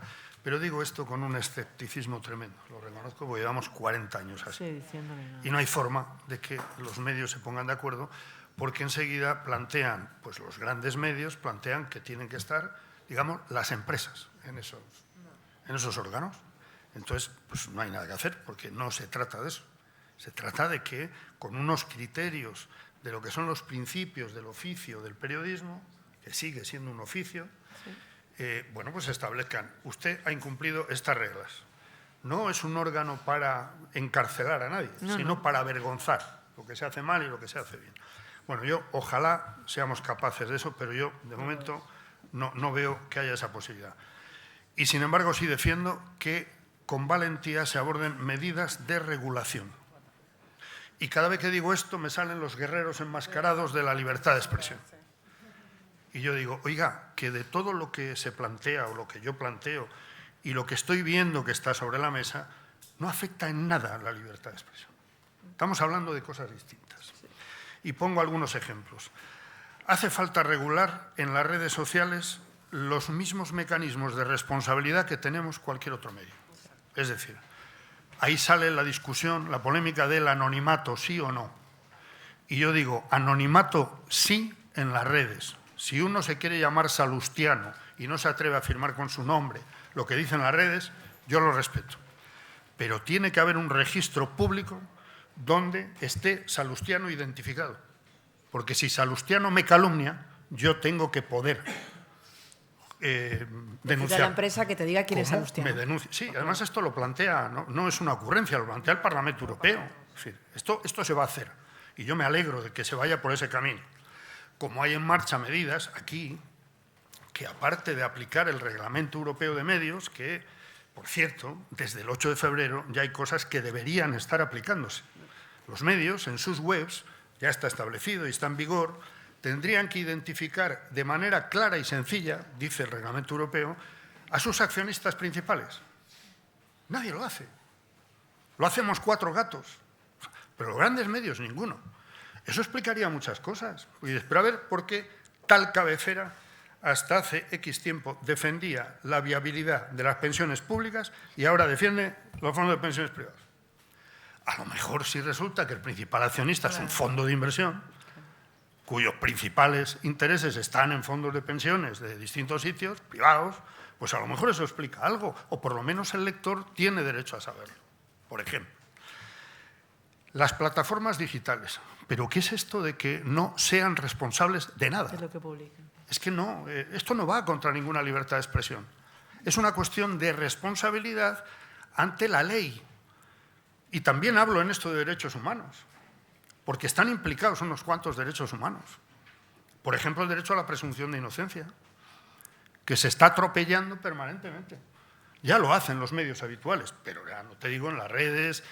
Pero ¿cómo? Es que, oiga, esto vale para cualquiera. Y entonces, esto vale hasta que usted atropella otro derecho de alguien. Bueno, pues hay que tener responsables. ¿Quiénes son los propietarios? En España. ¿Quién tiene la responsabilidad en España? Y eso tiene que estar en un registro. A partir del 8 de agosto se van a aplicar algunas medidas más del Reglamento Europeo y yo espero que esto retrate a algunos. Yo quiero ver a estos llamados pseudomedios cómo se comportan y qué sanciones hay, que es fundamental, a quien no lo cumple. Porque si no son disuasorias, estamos haciendo el indio, ¿eh? Pero si se obliga a cumplir, avanzaremos. Porque hay una resistencia enorme a decir, oiga, estos son los propietarios, y un dato fundamental. ¿Y usted qué ingresos públicos tiene? La financiación. Porque sabremos cuántos medios o pseudomedios están sostenidos por comunidades autónomas concretas, ayuntamientos concretos, etc. Y veremos que algunos de los 5 medios más financiados por la Comunidad de Madrid pues son medios que tienen la misma audiencia que un blog de una de mis hijas. Esto es así. Y entonces, claro que hay que actuar y que hay posibilidades de actuar, regulando, obligando a cumplir unos mínimos criterios de todo eso. Inteligencia artificial. Esto ya es de hoy, no es el futuro. La inteligencia artificial va a acabar, si no hacemos algo, con el periodismo como era conocido hasta ahora. Es así. Porque ya no hará falta, ya no hace falta. Esto que al menos Google y tal estaba obligado a utilizar tus contenidos, pero ponía el enlace de tu medio. Tú le preguntas ahora a la inteligencia artificial, oye, ¿cuáles son las últimas noticias de la prensa española sobre Torre Pacheco? Y te da, y además más o menos bien contado, ¿eh? Hay que decirlo, sin ninguna cita de fuente, de origen, de medio, etc. Esta es la realidad en la que estamos. ¿Se puede hacer algo? Sí.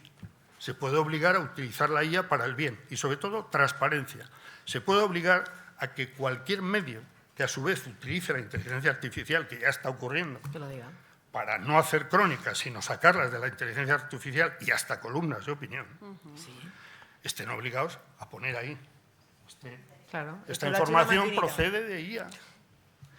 Hay que establecer criterios y avanzar en todo esto, porque si no, insisto, no quiero ser catastrofista, pero se acabará con el periodismo y eso es un peldaño tremendo para acabar con la democracia tal como la conocemos. Bueno. Y fíjate si soy optimista, ¿eh? Ya, que creo que se pueden hacer muchas cosas y algunas se están empezando a hacer. Bueno, la verdad es que mucho que reflexionar. Yo quería daros las gracias por haber intervenido en esta mesa, que creo que ha sido muy interesante. Y yo, para terminar con un poco de optimismo, me alegra mucho que profesionales como vosotros sigan, al fin y al cabo, recordando lo que pone el artículo 20 de la Constitución española, ¿no? Ese derecho de recibir información veraz. Creo que es muy importante que vosotros sigáis al pie de cañón y que, por ejemplo, participando en tertulias como estas. Así que muchísimas gracias a los dos y nada, encantados. Gracias a vosotros. Muchas gracias.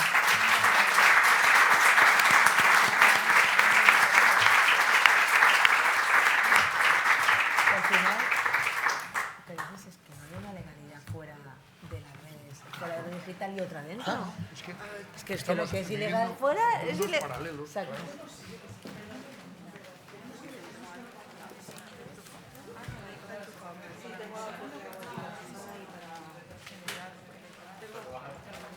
Vamos a dejar estas dos sillas, ¿vale?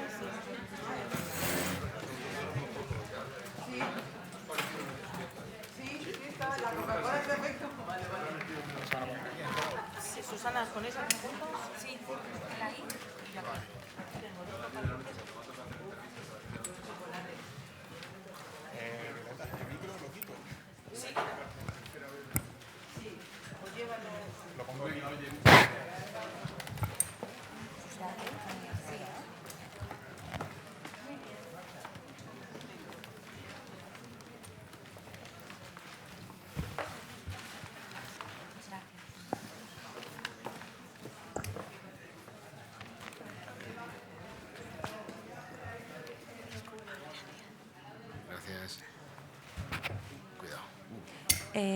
Bueno, y para cerrar el curso de verano que hemos tenido el placer de celebrar en las jornadas de ayer y hoy en este hotel de propiedad de la Fundación San Lorenzo del Escorial, bueno, propiedad que nos la han cedido el espacio para poder realizarlo. Tiene la palabra el secretario de Estado de Relaciones con las Cortes y Asuntos Constitucionales para clausurar el mismo. Muchas gracias. Muy bien, pues muy buenas tardes a todos y a todas. Vamos a intentar ponerle un broche a este magnífico curso de estos 2 días aquí en San Lorenzo del Escorial. Esperemos que no desmerezca mucho el broche respecto a todo lo que habéis aprendido y disfrutado durante estas 2 jornadas. Lo primero que hay que hacer es dar las gracias a la Universidad Complutense, a los cursos de verano, por una vez más albergar una iniciativa del Ministerio de la Presidencia en relación a los derechos humanos, y felicitaros a todos, felicitar a los ponentes. Hemos tenido ponentes profesionales de los medios de comunicación, expertos universitarios, periodistas, en fin, gente que sabe y que sabe comunicar. Felicitaciones también a los participantes por, en fin, haberos involucrado de una manera activa y haber aprovechado el curso. Felicidades al equipo, Susana, Violeta, compañeros, compañeras, enhorabuena por un trabajo bien hecho, y disculpar al ministro de Presidencia, que estaba previsto hoy clausurar este curso, pero ha tenido que salir hacia Barcelona para trabajar. Bien, y comunicar, seguramente también. Decimos continuamente que siempre es interesante hablar de derechos humanos, siempre es interesante defender y promover los derechos humanos. Hoy, además, resulta oportuno, y hacerlo en relación a los medios de comunicación resulta extraordinariamente oportuno también, porque defender, promover los derechos humanos es defender y promover la dignidad del ser humano. Defender, promover los derechos humanos es, a fin de cuentas, defender y promover lo que nos hace personas. Es defender y promover todo lo que importa. Y la comunicación es fundamental en esta defensa y en esta promoción de los derechos humanos.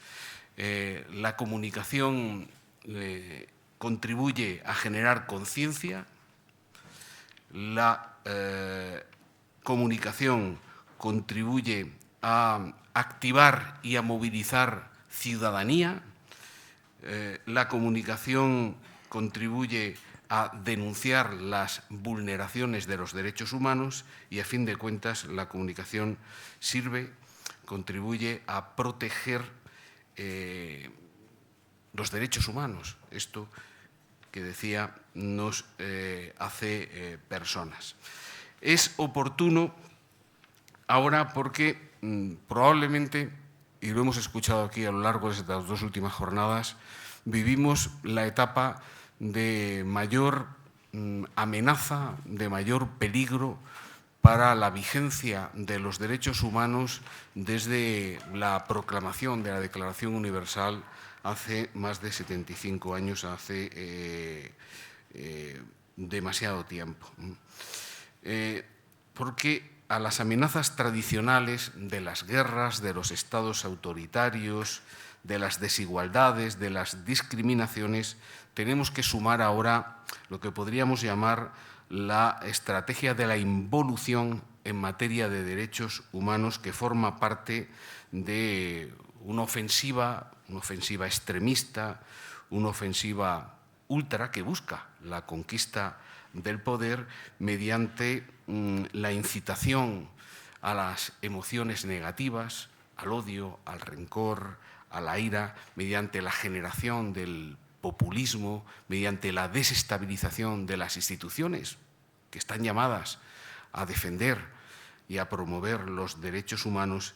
En definitiva, mediante el deterioro y la desafección democrática. Los riesgos sobre los derechos humanos llegan también al mundo de la comunicación y los problemas tradicionales, los problemas de siempre, pues se ven ahora abrumados por las nuevas dificultades.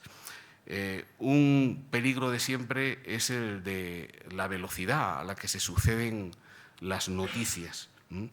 La velocidad de las noticias a veces nos lleva a priorizar el impacto sobre la veracidad, lleva a priorizar la viralidad de las noticias sobre la responsabilidad de contarlas bien, lleva a priorizar la fugacidad de las noticias sobre su importancia. Este es un peligro, este es un riesgo de siempre.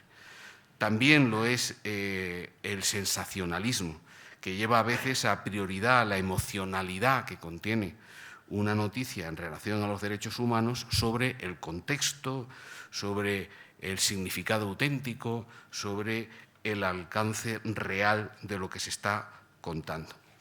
Riesgo tradicional, problema de siempre es la desinformación. No es un fenómeno nuevo. La mentira, el bulo, se han dado siempre,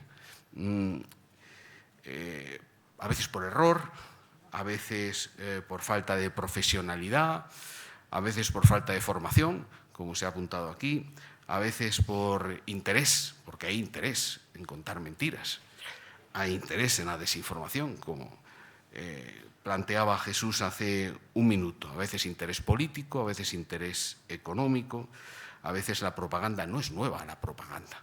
En cualquier conflicto siempre se ha utilizado la desinformación, el bulo, la mentira como un arma más. Pero hoy hay más riesgos, ¿no? En las aulas de la Complutense yo tuve la suerte hace muchos años de recibir clase de un intelectual, discípulo de Ortega y Gasset, que se llamaba Paulino Garagorri. Distinguía Paulino Garagorri entre las creencias y las ideas a la hora de hablar de las convicciones que fundamentan el pensamiento humano. Las creencias son esas convicciones sobre las que no se duda, que no se discute. Nadie duda, nadie discute que mañana va a amanecer y va a anochecer. Forma parte del fundamento, del piso sobre el que andamos en el mundo de las convicciones. Otra cosa son las ideas. Las ideas conforman nuestro pensamiento, pero sobre las ideas se duda, las ideas se discuten. Pues bien, hasta hace bien poco tiempo la defensa y la promoción de los derechos humanos formaba parte de las creencias en el pensamiento de la mayor parte de los seres humanos que convivimos en democracia. Creíamos en los derechos humanos. No se dudaba de la necesidad, de la conveniencia de defender y promover los derechos humanos. Hoy ya la defensa y promoción de los derechos humanos no forma parte de las creencias, ni siquiera en las sociedades democráticas. Hoy los derechos humanos se discuten. Es más, hasta se combaten en determinados ambientes. Ya no creemos, en términos orteguianos, en ese suelo, esa fundamentación del pensamiento, de la convicción del ser humano, que era la defensa, la promoción de los derechos humanos. Esto es una involución, esto lo han conseguido. Yo he acudido al Parlamento de España, no a una tertulia radiofónica, no al plató de Telecinco, al Parlamento de España a defender el segundo Plan Nacional de Derechos Humanos de España. Y allí me he encontrado con la tercera fuerza política del país discutiéndome el plan, pero no porque el plan estuviera mal elaborado o le faltara aquella u otra aseveración o medida. No, lo que se me planteaba es que había demasiados derechos humanos. Frase textual. Habéis llegado demasiado lejos con los derechos humanos. Otra aseveración literal. Se me decía, también los derechos humanos de primera generación que tenían que ver con los derechos políticos, las libertades civiles, las libertades del individuo. Bueno, todavía eso, para los legales, para los regulares, incluso a ese nivel había distinción. Todavía. Ahora, pero derechos económicos, derechos sociales, derechos medioambientales, derechos de igualdad, derechos incluso en los entornos digitales. ¿Dónde vais con tanto derechos? Lo estáis poniendo todo perdido de derechos. Demasiados derechos. Vais demasiado lejos con los derechos humanos. Esto es de ahora. Por eso decía que hemos dejado como sociedad de creer en los derechos humanos. Y ahora hay que defender los derechos humanos como se defienden las demás ideas, las demás convicciones. Me hablaban de derechos inventados, de derechos inexistentes, insisto, de haber ido demasiado lejos en materia de derechos. Un buen ejemplo de esta estrategia de involución la hemos vivido esta semana a través de 2 episodios, bueno, que se han comentado aquí largo y tendido. Torre Pacheco. Yo, además, lo vinculo con otro hecho político importante, y es el hecho que devino de las declaraciones de una portavoz de la tercera fuerza política del país, que hablaba claramente de la necesidad de deportar de España a 8 millones de ciudadanos y de ciudadanas. ¿Hay una relación causa-efecto entre estos 2 episodios? Yo creo que sí, que hay una relación evidente entre uno y otro, más allá de las responsabilidades penales. Se decía antes, se echaba de menos por parte de Jesús Maraña y de Marta Netbold las historias. Claro, es que yo nací en Alemania. Yo nací hijo de la emigración. Mis padres salieron de un pueblo de la comarca de los Pedroches en Córdoba a una ciudad industrial alemana que se llama Dortmund a trabajar. Mi padre como peón de la construcción, mi madre como limpiadora y cuidadora de personas mayores en Alemania. ¿Os suena todo esto? Bueno, yo vivía aquí, yo nací allí. Yo viví algunos episodios que los tengo grabados en la memoria. Yo le pregunté un día a mi madre, ¿por qué no entramos en esta tienda tan bonita? Y mi madre me dijo, ¿ves lo que pone ahí? En el letrero decía, turcos no, españoles no. Yo eso lo he vivido. Yo eso lo he vivido. Yo fui un día al colegio en Dortmund, yo estuve allí hasta los 9 años, vestido con los colores del Borussia Dortmund, de amarillo y negro, un traje precioso, el del Borussia. Y un compañero me preguntó, ¿por qué te pones ese traje si tú no eres alemán? Yo esto lo he vivido también.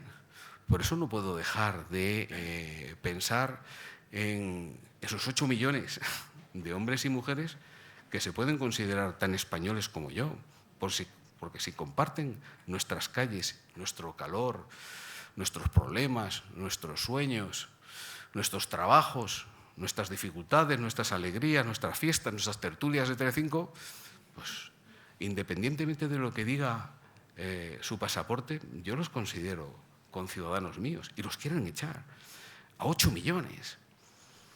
Los alemanes no fueron tan torpes. A mi padre, a mi madre y a mí no nos echaron, nos dejaron trabajar allí, hasta que levantamos aquella ciudad industrial, la ciudad industrial de Dortmund, una de las ciudades más pujantes en términos económicos de Alemania, la levantaron los inmigrantes.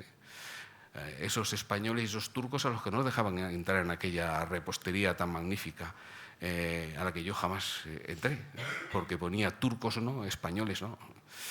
Bueno, pues yo pensaba que eso jamás se viviría aquí, Y ahora ya lo estamos viviendo, no nos hemos curado de aquello. Y no lo dicen 4 fanáticos, no. El último barómetro del Centro de Investigaciones Sociológicas les da una estimación del 20% de los votos. Eso es 1 de cada 5. Esto es importante, y condicionan en buena medida las parrillas de los medios de comunicación, el debate político en el país, la agenda institucional y algunos gobiernos autonómicos y municipales. No estamos hablando de 4 fanáticos. Son primera o segunda fuerza en Portugal, en Francia, en Italia, en Alemania, en Polonia. Oye, esto lo tenemos aquí. La defensa y la promoción de los derechos humanos ya no es la base de nuestro pensamiento, a partir del cual construimos nuestro estado de bienestar, nuestro estado de derecho, nuestra convivencia, nuestro progreso. No. Ahora tenemos que defender lo más básico. Tenemos que defender ese suelo porque ese suelo ya no existe como creencia. Por eso es tan importante hablar de derechos humanos en la universidad. Por eso es tan importante hablar de cómo comunicar en materia de derechos humanos de manera eficiente. Primero les niegan la condición de personas. Los niños son menas, un acrónimo, no son niños, son menas. Los mayores son invasores, son irregulares, como me decían a mí en el Parlamento. Los ilegales, los irregulares. ¿Cómo puede ser una persona ilegal? O irregular, una persona irregular. En fin, en su apariencia física, en su alma. No sé, ¿quién es más irregular? ¿Esta persona que nació fuera de España o tú, con tu pensamiento? Bien, les niegan la condición de personas, les acusan de delinquir, aunque no delincan, aunque delincan infinitamente más quienes les acusan.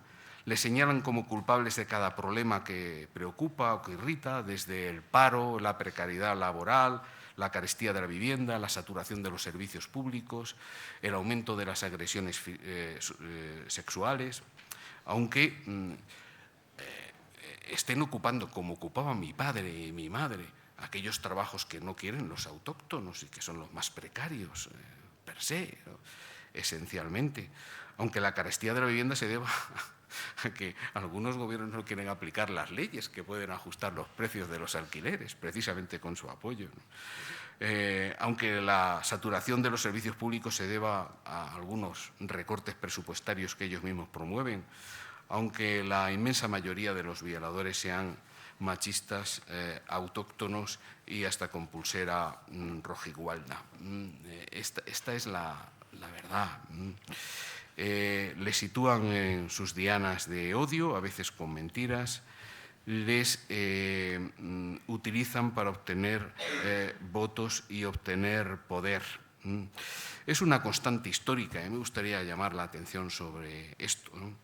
Cuando las mayorías acomodadas en sus libertades y sus derechos se olvidan de qué factores les llevaron a acomodarse, por esos resquicios se cuelan odiadores y abusadores. Y la democracia no es un proceso irreversible. Lo estamos viendo en muchos lugares del mundo. Y la vigencia de los derechos humanos no es un proceso irreversible. Lo estamos viendo en muchos lugares del mundo. A veces las mayorías parecen aburrirse de la democracia. Es una constante histórica, ¿no? Y cuando esto ocurre, odiadores y abusadores se encaraman en las instituciones y arrasan con las libertades y con la convivencia. En el siglo XX nos dimos cuenta, nos cercioramos demasiado tarde. Ojalá hayamos aprendido algo, aunque yo como Maraña soy un poquito pesimista. Ojalá cursos como este sirvan para alertarnos. ¿Cómo llaman ahora a los despertadores? Woke, ¿no? El wokismo. Y lo han conseguido convertir en un término peyorativo y negativo. Oiga, despertad. ¡Qué barbaridad! Bueno, pues yo me considero wokista. Si de lo que se trata es de despertar, me parece un buen término, ¿no? Desde el Gobierno, además, pues procuramos hacer nuestra tarea. Hemos elaborado un Plan Nacional de Derechos Humanos, el segundo de la historia de nuestro país, siguiendo las recomendaciones, los mandatos de Naciones Unidas. Un plan nacional con más de 400 medidas. Y estamos haciendo algo absolutamente revolucionario, y es además de escribir el plan, intentar cumplirlo, e intentar que no se quede en el papel, a través de un procedimiento de seguimiento y de evaluación periódica sobre la implementación de esas medidas. Un procedimiento en el que están involucrados todos los departamentos ministeriales, la sociedad civil organizada, las asociaciones especializadas. Hemos creado una comisión interministerial que se reúne periódicamente y un comité de dirección del plan, para que el plan sirva. Bien, y voy a ir otra vez al Parlamento a contar esto. Me llevaré otra vez una buena reprimenda y un buen surtido de frases alucinantes y alucinógenas, pero allí estaremos, ¿no? También hemos aprobado, lo presentó aquí el subsecretario en la jornada de ayer, creo, un plan de acción por la democracia con más de 30 medidas. Esta mañana hemos estado preparando una. Aquí hay profesionales de los medios de comunicación, se acaban de ir 2 referenciales, una ley que desarrolla un artículo de la Constitución que estaba sin desarrollar, que es la ley que regula la protección de las fuentes de los periodistas. Esta es una libertad que está todavía sin plasmar en una ley. Bueno, estamos intentando sacarla adelante como un penúltimo episodio de este plan de acción por la democracia del que os hablaba. Y hemos cumplido años de la desaparición de nuestro querido Pedro Cerolo, que es una referencia en la defensa de los derechos humanos en nuestro país. Tenemos incluso una ley, que es la ley que actúa contra los delitos de odio, contra las acciones, contra las iniciativas de odio. Esta ley pretende proteger a los colectivos más vulnerables en relación a las discriminaciones en materia de derechos humanos, sean migrantes, minorías étnicas, personas LGTBI, feministas, defensores de los derechos humanos, que son objeto de campañas con desinformación, que utilizan la herramienta destructiva de la desinformación para estigmatizarles, para discriminarles, para revictimizarles, para privarles de los derechos que les asisten o deberían asistirlos. Para terminar, una alusión a los propios medios de comunicación. Yo no soy de los que vaticinan desastres continuos en relación al progreso de los medios digitales y de la inteligencia artificial aplicada sobre la comunicación. Es verdad que abren ventanas, abren puertas, generan grandes oportunidades. Por ejemplo, a los colectivos antes marginados les proporcionan posibilidades para contar sus historias, para denunciar su situación, para conectar con audiencias importantes. Fortalecen a los movimientos sociales, convierten a cualquier activista en un emisor potencialmente potente. Esto es nuevo y esto es interesante. Ahora bien, aparecen también riesgos que hay que tener en cuenta, riesgos que hay que analizar, que hay que evaluar y que hay que combatir. ¿Cómo? Pues como decía Jesús Maraña hace un minuto, con regulación, con regímenes de infracciones y de sanciones, porque los bulos hoy, en el contexto de la viralización, en el contexto de la hiperdigitalización, en el contexto de la inteligencia artificial, los bulos hoy son más peligrosos porque son más numerosos, porque son más frecuentes, porque son más dañinos, porque son más virales, porque son más perfeccionados, porque son más sofisticados. Y nos toca prevenir, nos toca regular, nos toca defender a los colectivos más vulnerables en torno a estas potenciales agresiones. Por contestar en lo concreto a lo que planteaba Jesús, y para que no os quedéis con la idea de que no se hace nada al respecto, precisamente mañana se reúne la Comisión del Reglamento del Congreso de los Diputados para resolver la demanda que planteaba Marta. Y son estos elementos que se disfrazan de periodistas, que en realidad son activistas que no respetan el trabajo de los demás y que generan problemas en el seno de la Casa de la Palabra, en el seno de la soberanía nacional que son las Cortes Generales. Se va a promover una reforma del reglamento del Congreso de los Diputados con un régimen de infracciones y de sanciones, de tal manera que aquella persona que, amparado en una credencial de periodista, que no actúe como periodista, que no respete el funcionamiento de las Cortes, que no respete a sus propios compañeros, pues se le pueda retirar la credencial. Que no se ha podido hacer hasta ahora porque hace falta tener un respaldo reglamentario y jurídico para hacer algo tan grave como quitarle una credencial a un periodista, que no es algo sencillo, ni pacífico, ni baladí. Quitarle una credencial a un periodista, decirle, usted ya no puede informar en la Casa de la Palabra, en la Casa de la Representación de la Soberanía Nacional. Oiga, cuidado con esto.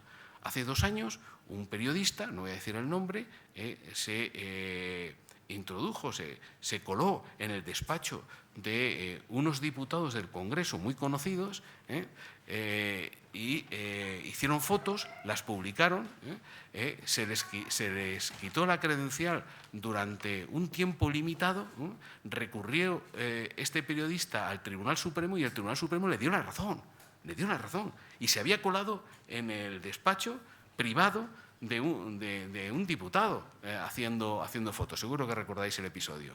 Bueno, pues la mesa del Congreso de los Diputados fue condenada, sí, recibió la condena política y social de ver revertida su decisión, de ver anulada su decisión.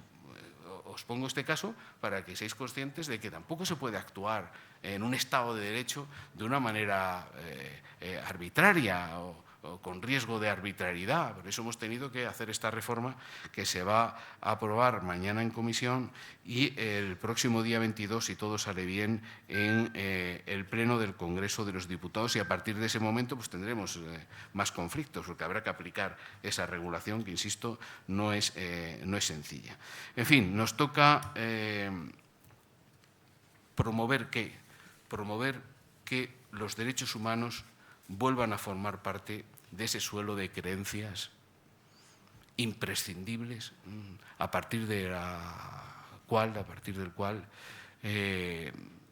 construyamos convivencia. No nos vamos a rendir. La cosa está difícil, pero vamos a dar la batalla. Y cursos como este estoy convencido de que contribuyen a eso. Por lo tanto, felicitaciones a todos y muchísimas gracias por haber participado. Muchas gracias a todos. Queda clausurado el curso.